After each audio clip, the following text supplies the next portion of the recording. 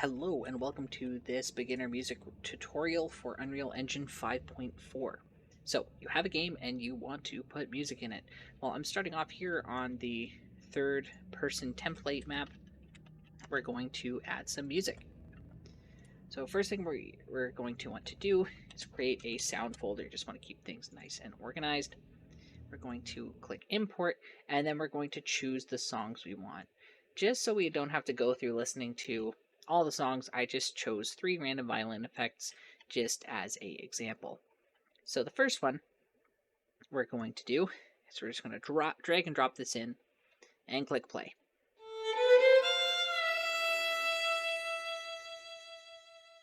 So if that was your song for your game, it would play at max volume right away, and after it has concluded, it won't repeat. So unless your level is as long or shorter than your song, you're going to have a lot of time without any noise. So what we're going to do is we're going to change this to make it a little bit more organic. Assuming you just want one song in your level, we're going to go ahead and convert this to a blueprint. We will just call it BP underscore single song. Click select, close out the viewport. And at the beginning, we want things to be a little bit more organic because starting off at max volume isn't really that good. So we're going to fade it in. And we're going to do that over 5 seconds. Now, whenever we click play,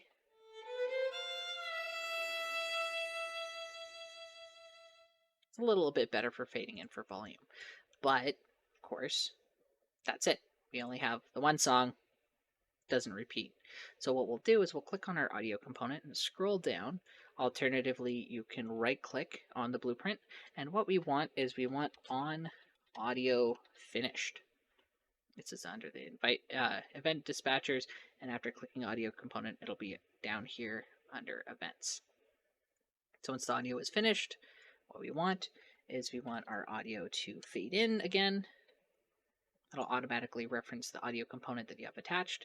Remember to select however long you want. We'll do 2 seconds this time, so it'll be a little bit faster. Compile, save, and now we can click play. So our initial song plays.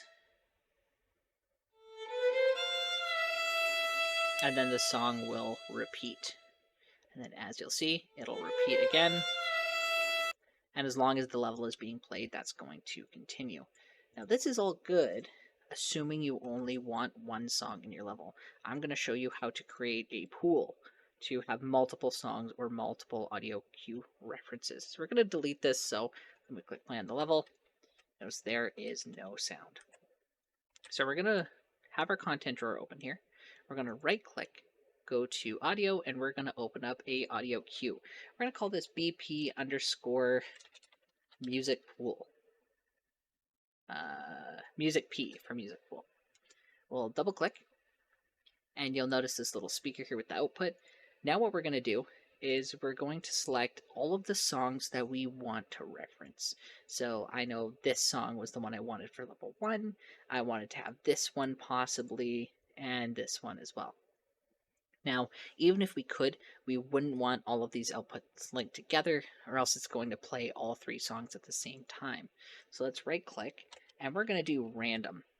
So what this will do is it will sort our music. So each time we load into the level or it references itself to repeat, we will choose one of these 3 sound effects randomly. So we will click save, go into our third person map, and we're going to drag and drop our music cue for our pool directly into the level. Now we'll click play.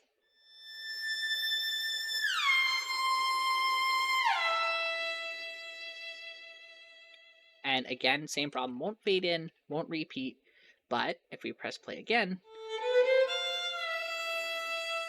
notice how we got the different song each time. Well, now what we're going to do is we're going to do exactly what we did before. We're going to open up the blueprint, music P for pool. On begin play, we want it to fade in because it is quite loud right away, at least for me. Let this guy up. We're going to have it fade in to max volume over 10 seconds. Not quite a 10-second file, but it'll be fine. go to our audio component, click on audio finished, and we will fade in again. Now let's say for your level, we'll do 5 seconds here. Hit compile and save. So now whenever we click play on the level, it's in our blueprint. It's the initial play. Then it's going to randomly select from our pool. That's going to play the same over and over again. Now, pending the kind of level that you're programming, maybe we don't want it to repeat. Maybe we only want it to repeat one time. What we could do in that case is take our on audio finished. We're going to drag off to a do once node, and it's going to do exactly what you think. So once this node has moved through, that'll be it, and it won't repeat again. So we'll click play.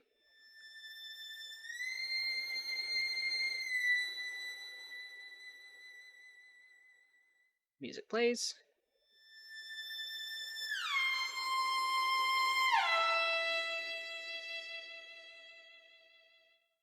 And that's it. It won't repeat again. But now we have our music going, selecting from a pool each time, and you can have this going through for your levels. So that concludes this particular section on in-game music, or music for your level. The next step I'm going to show you is using trigger boxes, so whenever you walk into a trigger, it'll play a specific audio sound. Welcome to the part 2 of my Unreal Engine 5.4 audio cues tutorial. So what I'm going to do in this particular section, I've already showed you how to upload music and have your music fade in, but I'm going to show you how to add trigger components or box triggers that whenever you step into will play a sound. This is a sound effect and it will only trigger once, so even when I go back into the box on either side, it won't repeat. And the second one I'm going to show you is how to program a pool where each time you step into the trigger, a different sound will play.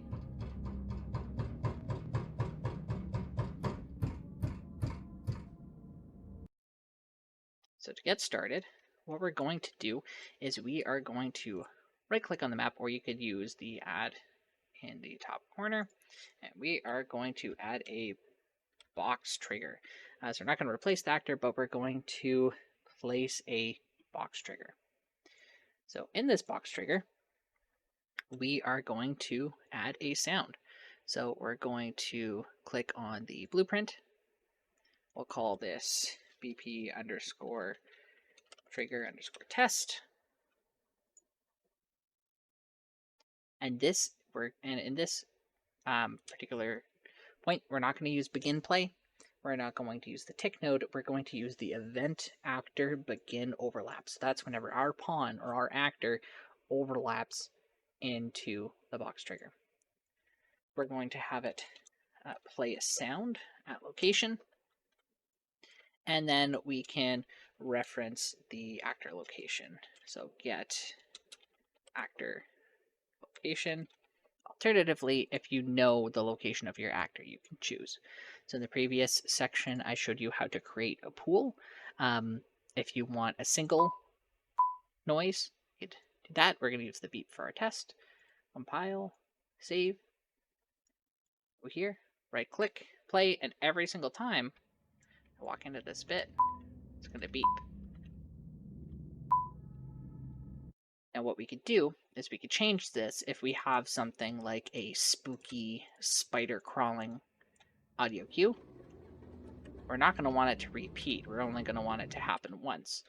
So we will right click, do once, and we'll reconnect our blueprint like so.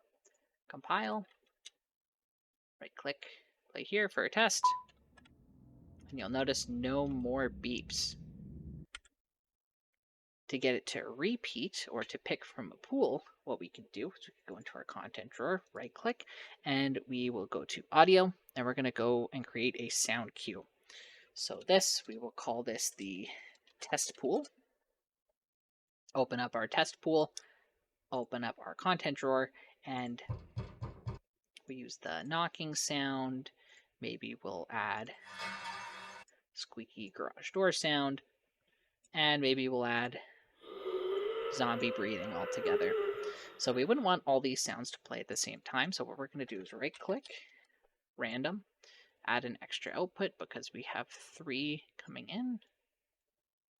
Link these together, click save, and now we have our test pool, which will randomly choose between one of these 3 sounds.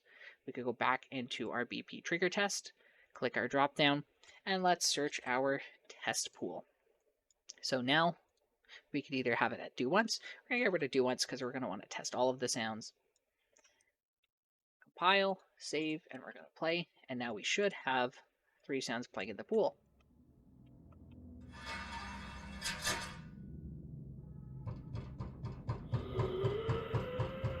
Every time we step in, we'll get a different noise. Perfect. So I've made my trigger component box here a little bit wider, so every single time we walk through, it'll play our sound.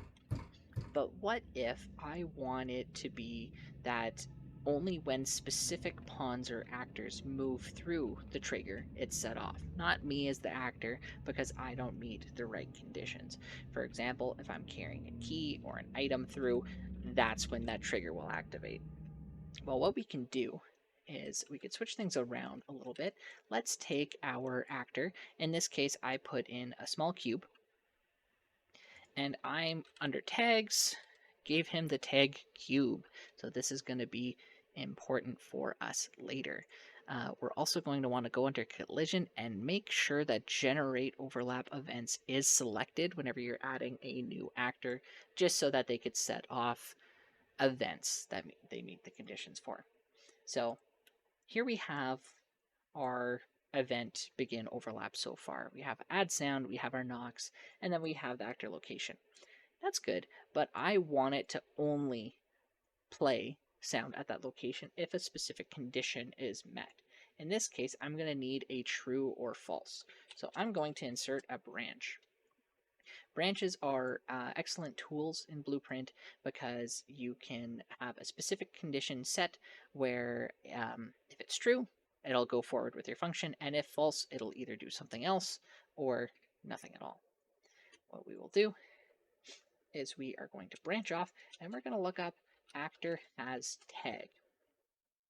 We're going to make sure that this references itself as well, just because we don't want to assign this to our pawn or our actor specifically.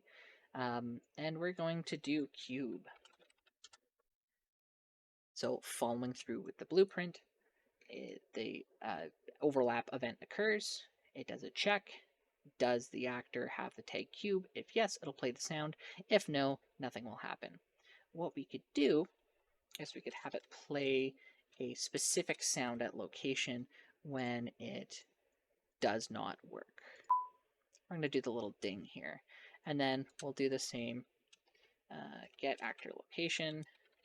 Now, this could work just by linking it to the same, but we'll keep it separate because you could visualize the flow a little bit better. Compile, click save. Now whenever we get started, whenever I go through, we should hear a ding. Yep, ding. Now this could be a rejection sign. I don't have the right assets or tools. It won't work. But now when our cube moves through, we get our knocks, which is our successful sound. Now you may be wondering, when would this specific event be applicable? Well, great question. Over here, what I have is I have a little bit of a hidden box trigger with a specific sound. In this case, the acceptable trigger on the mover is stone. So the tag on this component is stone. On the wall is stone. So when the wall moves and it touches the trigger, it will play a stone sound. So I'm going to go grab the key real quick, and then we'll meet back here. So we have our key. In this case, it is a stone gargoyle. We're going to place the gargoyle here and as it passes through, we get our secret entrance sound being programmed. So now that we've gone over everything, we've shown you how these individual triggers can be made to have conditions for when sounds are played, to have single sounds playing as we walk through them, and how to have various sounds picked from a pool in addition to having music playing in our levels. Thank you very much. Hope you enjoyed and hope the tutorial was clear enough. If you have any questions or concerns, feel free to toss them in the comment section below and I'll be happy to assist. Thank you and have a great day.